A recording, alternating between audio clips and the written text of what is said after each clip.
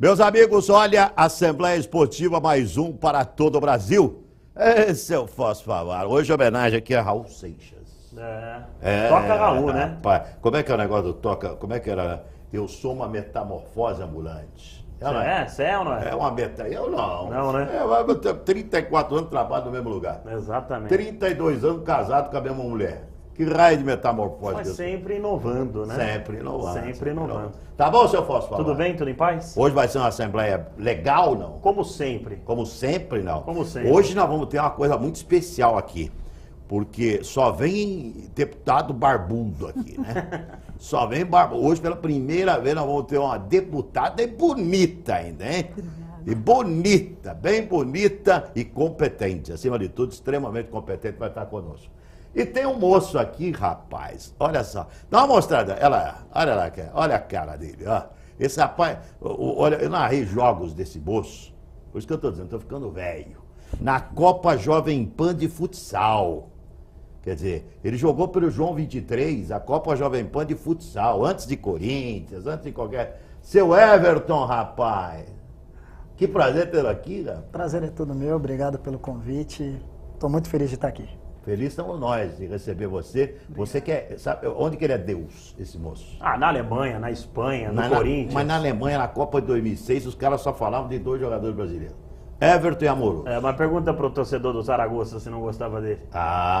Jogou muito lá. Mas na Alemanha, eu vou dizer uma coisa pra você, rapaz. Vou dizer, o homem é conhecido, viu? Sem dúvida. O homem é conhecido. Né, Everton? História. Que passagem, né, na Alemanha, né, Everton? Olha, graças a Deus, a gente fez um grande trabalho, indo muito jovem, né, pro futebol alemão. Quando que você foi pra lá mesmo? Eu fui com 19, eu fui em meados de 2000, 2001. Novinho de tudo. Fui muito novo, não conhecia o país, não conhecia o idioma, nem o clube praticamente eu conhecia, que a gente não tinha conhecimento como tem a internet hoje, né? E sabia que o Borussia Dortmund era um grande clube alemão e uma das potências do futebol europeu. E foi um desafio muito grande, um desafio muito bom, onde eu conquistei muitas coisas e dentro delas é o que eu falo para todo mundo. O maior êxito e a maior conquista foi o lado pessoal, como ser humano, como homem, como cidadão. Isso a gente evoluiu bastante e sou muito grato a Deus por ter vivido num país como a Alemanha. Esse intercâmbio com o mundo, com povos diferentes, com culturas diferentes, que presente. A profissão da gente nos proporciona isso. Isso é muito bacana e você aproveita. Tem filho já, Everton? Tenho um. Quantos filhos, Everton? Eu tenho um só o Matheus, de 4 nasceu anos. O Matheus nasceu aqui no Brasil, nasceu em Curitiba, é curitibano. E só, graças a Deus. Tá falando inglês já, não? Não, ainda tá novinho. A língua dele é do T e do P, sempre trocando. Mas tem jogador de bola que o filho nasce lá fora, ele volta falando 3, 4 idiomas também. Mas esse sensacional, vai falar, com certeza. Isso é sensacional. Olha aqui, ó, olha essa moça aqui, olha que moça bonita, olha só. Isso deve ser um inferno lá nas brigas, aqui na Assembleia, né? Só um pouquinho. Só um pouquinho, né? Clélia Gomes, do PHS, deputada do PHS. Primeiro mandato, Clélia. Primeiro, muito obrigado por você embelezar o nosso programa, porque só vem deputado barbudo e feio. Veio você aqui lindíssima para embelezar o programa. Muito obrigado, viu, Clélia? Obrigada pelo convite. Obrigado pela Assembleia ter me convidado, né, para estar participando aqui com todos vocês. Você sabe que política aqui é proibido falar.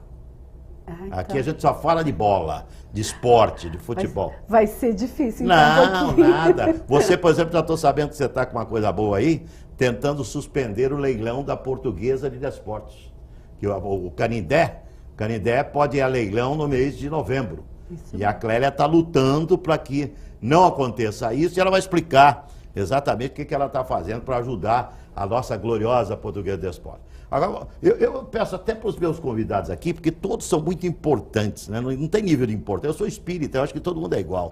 Eu penso na vida um pouco diferente. Eu não, acho que nós cumprimos alguns papéis aqui na Terra, Somos né? todos iguais perante Deus. Nós cumprimos, você é deputada, esse aqui jogador de futebol consagrado, esse aqui um pimpolho que está arrebentando no jornalismo. Mas eu queria que a gente... Vão aplaudir, né? Porque merece, né?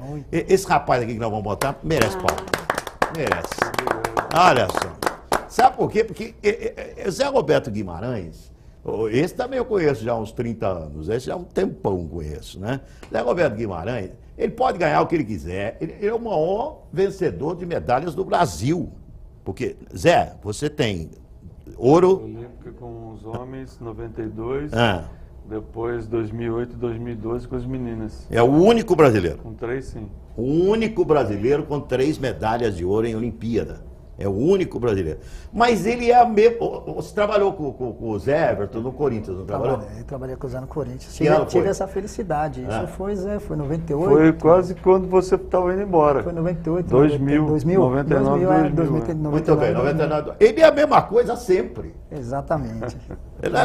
Isso daí, sabe de onde você tem isso aí? Como é que é o nome da cidade lá? Quintana. É de Quintana. Graças a Deus. É de Quintana. Maior orgulho ter nascido É a em essência Quintana. do Jeca do interior, como eu, como É você. muito bom. Obrigado por muito estar bom. aqui, Zé. Eu que agradeço o convite, isso é um prazer muito grande estar com todos vocês aqui, falando de esporte, falando da vida, falando um pouco de vitória e derrota, né? Porque a gente infelizmente tem que falar de derrota, mas algumas vitórias, elas são muito importantes. Exemplo, ver o Everton aqui, para mim é uma vitória, porque tá lá naquele momento, ele garoto, jovem, e depois já fazendo carreira no Corinthians, e o investimento que o clube fez, enfim, e também ele, né, como pessoa, o que ele fez como atleta, e depois sendo vendido para fora, naquela época, mas era um grande futuro. Era uma já. época que não ia tanto jogador para fora, não. Era Não. diferente. E já se via um grande futuro ali. É. Então,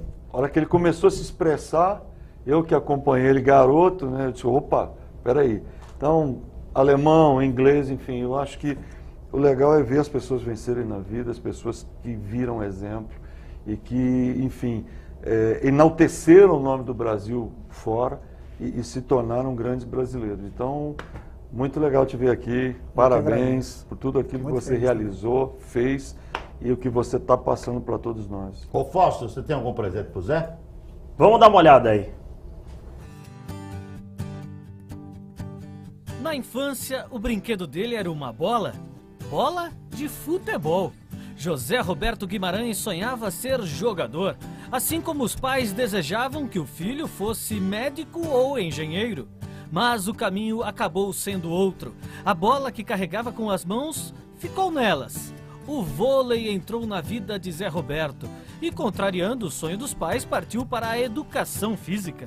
Jogou em vários clubes brasileiros e na Itália até 1988, quando outra função cairia como uma luva, a de treinador. O tempo mostrou isso. Transformou-se no único brasileiro tricampeão olímpico. Em 92, comandou o time masculino nos Jogos de Barcelona. Em 2008, em Pequim e 2012, em Londres, medalha de ouro com a seleção feminina. Na vitoriosa carreira, Zé Roberto ainda experimentou o futebol, mas como dirigente e do maior rival de seu clube do coração. São Paulino, ele foi gerenciar o Corinthians em 1997. Uma experiência que durou apenas 2 anos. Voltou ao vôlei para se consagrar. Primeiro e único técnico do mundo campeão com seleções de ambos os sexos. Diferenciado, acumulou títulos, conquistas marcantes e, por que não, derrotas. Elas também fazem parte da vida de Zé. Zé? Sim, bem simples, do jeito que ele é. Esse é o Zé, do jeito que ele é. Ô Zé, eu queria que você falasse, e o torcedor brasileiro ficou muito feliz em saber que você vai seguir com a seleção brasileira. Queria que você falasse da renovação, e eu estava até brincando com o Zé, mesmo ele saindo da seleção, nesse momento com a derrota, não ia mudar nada. A história já está feita e terá o respeito eterno de todos. Quero que você fale dessa renovação, Zé. Quando acabou os Jogos do Rio de Janeiro, pra gente, né, nas quartas de final, eu já estava pensando no que eu ia fazer no futuro. O fracasso, a decepção, ela é muito forte, né? Eu ainda estou um pouco de luto, mas é o que eu tenho que transformar esse luto em luta. Tem que mudar o tempo aí, o verbo tem que ser diferente. Tirar uma letra só. Exato. E aí, lógico, a família dando força, todo mundo, mas eu nunca me vi fora do voleibol, eu nunca me vi fora da seleção. E aí algumas mensagens que eu recebi, principalmente de algumas atletas, dizendo assim, ó, eu tinha convite de outros países, E uma delas disse assim, olha, eu não consigo te ver técnico de nenhuma outra seleção do mundo. Pelo amor de Deus, continua na seleção. E lógico, cada vez as coisas foram me direcionando mais para esse lado. E aí eu disse, olha, eu não posso terminar minha carreira dentro da seleção brasileira com uma derrota como essa. Não é hora, eu preciso continuar lutando. E aí eu disse, bom, vamos embora, tem um trabalho a fazer, um grande desafio, é um grupo novo que vem por aí, enfim, e várias coisas a serem feitas. Eu estou coordenando as categorias de base da seleção brasileira e, por sinal, a semana passada eu estava em Saquarema e estava vendo o treinamento da Sub-20, né? Sempre Sub-19, que vai ser Sub-20 o ano que vem, vai disputar o Mundial da categoria. E eu fiquei maravilhado com o que eu vi. Com potencial. Eu vi 4 jogadoras centrais acima de 1,90 m e meu olho já brilhou, né? Eu falei, nossa, não, eu fiquei feliz com o que eu vi porque tem um potencial e a vida continua, né? Claro. Esse é o grande desafio de se manter o voleibol brasileiro. O grande barato do esporte é esse. O grande barato do esporte é você ter né, Everton? A hora que você tomou a cacetada ali, você ter o gás para treinar muito na semana seguinte, pro jogo seguinte, ir lá e creu nos adversários. É ou não é? Com certeza. Essa é a grande motivação, né? Exatamente, eu acho que o esporte ele te proporciona isso, né? Nós estamos falando aqui com um mito, com um grande campeão. E você vê que ele está triste por uma derrota, mas os êxitos que ele teve, e tem como pessoa, primeiro como pessoa que eu conheço como pessoa. Só 3 medalhas de ouro olímpica. Exatamente, o Só Zé isso. que eu conheço, posso chamar de Zé Lógico. com o maior respeito que eu conheço como pessoa, como homem, era uma pessoa que sempre instruía a gente, sempre dava bons conselhos e não é esse campeão à toa, ele sabe disso. Deputada, eu queria que a senhora falasse um pouquinho, você como representante de povo também, né, e como mulher, como é que você assistiu essa Olimpíada aqui no Brasil? Muita gente descrente, porque o Brasil vai ser um vexame, a coisa não vai dar certo, a coisa não vai andar, e parece que o mundo elogiou a Olimpíada que foi disputada em nosso país. Como é que você, como figura pública, a senhora como figura pública, faria análise do que a senhora viu aqui no Brasil? Olha, quanto aos jogos, eu achei assim fantástico. E Zé Roberto, se eu posso falar alguma coisa, seu trabalho é sensacional. A gente não consegue ver a seleção brasileira de voleibol sem o Zé Roberto. É como se não existisse, né? Então, assim, todo o trabalho que foi feito, tanto com as Olimpíadas e as Paralimpíadas, foram fantásticos. A abertura, todo o trabalho feito, o empenho do povo brasileiro. E aí, como política, eu diria para você, o povo, na verdade, lá atrás, ficou de pé atrás, porque nós temos muitas necessidades e foram por causa dessas necessidades que o povo explodiu, né? Foram às ruas, eram contra a Copa do Mundo, as Olimpíadas. Então, assim, a gente entende politicamente, mas depois dos jogos foram todos fantásticos, né? Acho que de tirar o chapéu para todos. Claro que a gente tem muita coisa para fazer no Brasil, né? Saúde, educação, vai gastar um dinheirão com Olimpíada, com Copa do Mundo, mas você tem que entender a coisa por inteiro aí, né? Não pode ficar com uma visão micro, você precisa ter uma visão macro do que representa uma Olimpíada e uma Copa em nosso país. E essa imagem aqui essa ele chorou. foi a imagem que marcou e vai marcar o esporte no ano e daqui anos e anos e anos, né? Você que vai ter uma netinha, né? Também, Sofia. você vai ter uma netinha. Foi forte esse momento, né, Zé? Muito. Eu já estava sem chão ali quando a gente havia perdido para a China. Aí eu estava sentado lá pensando no jogo, nas jogadoras, o que eu ia dizer no vestiário, o passar na zona mista e falar com jornalistas que tanto apoiaram, tanto deram força, foi um negócio incrível. E aí entra o Felipe correndo pela quadra, né? E aí eu disse, e agora o que eu vou fazer? Eu vou ter que segurar, eu com vontade de chorar, né? E aí quando ele me abraça, eu tenho que segurar firme. Eu disse, olha, ele chorando, eu disse, isso faz parte da vida. Perder ou ganhar é porque o outro foi melhor. Isso me deu uma oportunidade de eu ensinar para ele o que é ganhar e perder. Entendeu? Aí ele foi se acalmando, foi deixando a coisa acontecer. Eu falei, olha, dá uma olhada quanta gente estava aqui torcendo pela gente e Não tinha apoiando. não tinha perdido nem um set. Nem um set. Mas nós tivemos o vôlei masculino ganhando, né? Exato. Que foi sensacional, a vitória dos rapazes, que não eram favoritos, né? Essa seleção do Zé, as mulheres, para essa Olimpíada no Brasil, estava mais pronta do que o masculino e mais pronta do que Londres também. Eu acho. Conversando com todo mundo, essa seleção feminina, ela estava melhor do que a seleção que ganhou a Olimpíada de Londres. Já jogou vôlei já, deputada? Joguei na época de escola. Fazia parte da seleção do colégio. Era mesmo? Naquela época, o colégio, como era menor, né? Muito menos pessoas do que hoje.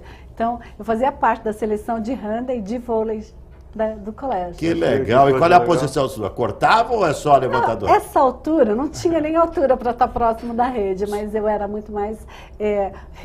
quando você recebe né, a bola, eu ficava mais... Na recepção de bola. Então, é uma boa líbero. Isso, uma boa líbero, isso mesmo.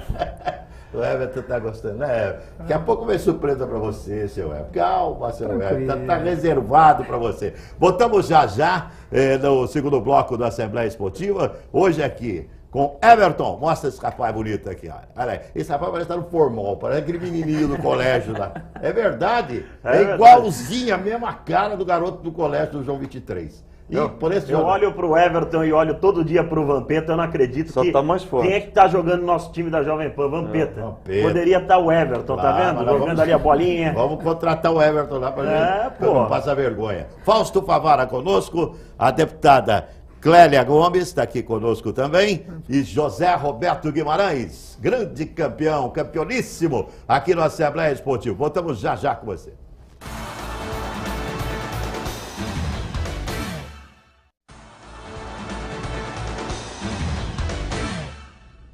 Fausto Favara, esse rapaz, a gente disse no bloco anterior, o Everton, jogou no Colégio João 23 e você está agora transmitindo a Copa Babalu Jovem Pan, né? Estamos transmitindo a Copa Babalu Jovem Pan e o Colégio João 23 continua forte. Continua forte. O Bilac. Ele disputou a final contra o Bilac. Foi? O Bilac ano passado fechou as portas, infelizmente, o Colégio Bilac e não está mais participando da Copa Babalu Jovem Pan. Bilac que foi o maior vencedor, né? Bilac que foi o maior vencedor. E nessa Copa já passaram o Zé Elias, Everton, o Denner. Nossa Senhora. Um monte de fera. Edu. Não, mas tem muito mesmo. Tem muito jogador. O Jô também. O Jô passou nessa. Muitos. Eu vou lembrar aqui, tem muitos. Mas vamos contar um pouquinho, mostrar para você um pouco da história do Everton, esse rapaz que jogou muito futebol na vida. Vejam só um pouquinho da história desse menino. Com apenas 18 anos, ele surgiu no Corinthians. Campeão da Copa São Paulo, logo subiu. Bicampeão do Paulista 99 e 2001. Bicampeão brasileiro 98 99. Sucesso aqui, sucesso maior na Alemanha. Brilhou no Borussia Dortmund, foi artilheiro no clube alemão. Rápido, habilidoso, foi campeão na Bundesliga 2001-2002. O futebol do menino da Zona Norte de São Paulo abriu os olhos de outros europeus. Foi para o Saragossa da Espanha. Os dois países entraram no coração do brasileiro. Stuttgart e Espanhol também contaram com o futebol de Everton, que antes de voltar ao Brasil, retornou e deu mais alegrias ao torcedor do Saragossa. Em 2010, Everton surpreendeu a todos e vestiu a camisa do Palmeiras. Não durou muito a passagem pelo Verdão. Seguiu para a Rússia e Catar. A saudade do Brasil o fez voltar. Defendeu o América Mineiro e o Atlético Sorocaba. Hoje, ele toca a bola de primeira com você no Assembleia Esportiva. Você só errou numa coisa nessa carreira. Mas hoje ele tá de azul. Ainda bem que você consertou. Porque esse negócio de jogar Atlético Sorocaba. O time de Sorocaba é o São Bento de Sorocaba. O Atlético tá lá de passagem, entendeu? É o único erro da sua história, viu? Tô brincando. Meus respeitos ao pessoal do Atlético também. Mas é aquela tua história. Fausto, O cara do Guarani torce pra Ponte? Não torce pra Ponte. Do Comercial? Do Grêmio não torce pro Internacional. O do Comercial torce pro Botafogo? Não torce pro Botafogo de Ribeirão Preto. Então, eu não torço. Eu não torço pro Atlético, coisa nenhuma. Só o Zé Roberto que traiu o São Paulo foi trabalhar Mas no aí foi Corinthians. um profissionalismo, entendeu? Profissional, fazer o quê? O Everton, com relação, eu já perguntei isso pro Everton uma vez. O Everton jogou no Corinthians 2 títulos do Campeonato Brasileiro, campeão mundial. Campeão paulista. Campeão paulista. Tem história no Corinthians e tem história no Borussia, no Zaragoza, Borussia Dortmund, no Zaragoza. A questão de ídolo. Né? Qual a diferença de ser ídolo no Brasil e ser ídolo fora do Brasil? Olha, primeiramente eu vou ser muito sincero. Eu não pensava que a minha carreira ia chegar ao ponto que chegou e ao nível que chegou. Eu sempre fui um cara muito determinado, um cara muito família, muito centrado, muito estudioso. Então eu Por sempre... isso que deu certo. Eu sempre tive esse sonho, o sonho que era assim, na verdade veio do meu pai, que era jogar bola. E eu sempre gostei de bola, gostei de bola e meu pai me levava para o estádio para ver o Corinthians jogar. E eu tive, com 7 anos, tive até uma procura do Palmeiras e acabei indo para o Corinthians para procurar o tal de Seu Miguel, que até hoje eu não encontrei, por isso que deu certo a minha história no Corinthians, e acabei fazendo a peneira, com 300 moleque. A peneira era do ano 78, 79 e 80, eu sou 81. Aí quando eu fui treinar, faltava 15 minutos, o treinador falou, não, mas 81 tá lá no outro campo, já tinha esperado umas 3 horas. Aí ele foi gente boa e falou assim, ó, você treina aqui hoje, que na outra semana você volta lá. Só que nesses 15 minutos que eu falo, foram os 15 minutos mais importantes da minha vida. Eu acabei passando no teste e fui subindo todas as categorias de base do Corinthians, né? Tive essa felicidade, onde eu sou muito grato ao Rio Branco de Americana. No ano de 2000, principalmente, eu acabei saindo do Corinthians e indo disputar o Campeonato Paulista no Rio Branco, porque tinha Edilson, tinha Luizão, tinha Dinei, Mirandinha, Fernando Baiano, Gil e eu. Nós éramos 7 atacantes. O cara vê hoje o ataque do Corinthians e lembra disso. Então eu não tinha espaço. Hoje tem o Romero, Gustavo e Luca. E disse que eu não tinha espaço, que eu acabei indo para o Rio Branco de Americana.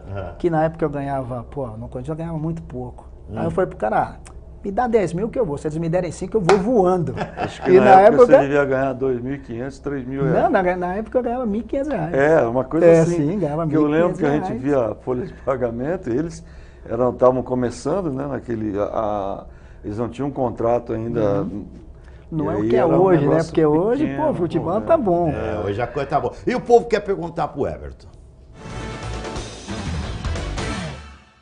E aí, Everton, quem é o melhor atacante que joga no Brasil hoje?